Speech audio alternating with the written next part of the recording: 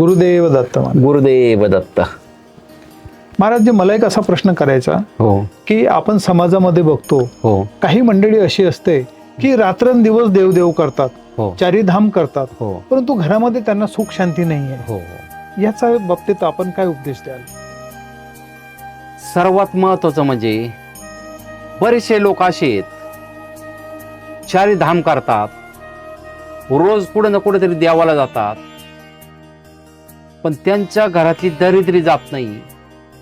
नोकरी करण्यासाठी प्रयत्न करता नोकरी लागत नाही, बिझनेस करण्याचा प्रयत्न करता बिझनेसमध्ये यश येत नाही, काहींचे लग्नही होती नाही, काही करायला जातं उलटच होत राहतं.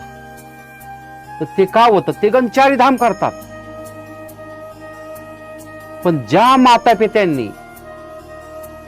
मातापित्यांनी आपल्याला जन्म दिला आहे, 9 महिने पोटामध्ये वागवलंय, लहानचं मोठं केलंय, आपल्या स्वतःच्या पायावर उभं केलेलं आहे,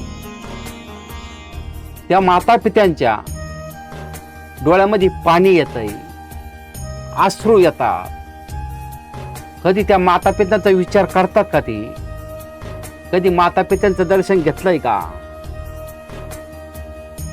ज्या बापाने आपल्याला एवढं लहानचं मोठं केलंय, त्या बापाच्या खांद्यावर कधी प्रेमाने हात ठेवून बघितलाय का? आपल्या मातापित्यांसाठी सकाळी 5 मिनिटं, संध्याकाळी 5 मिनिटं त्यांनी कधी दिलेत का?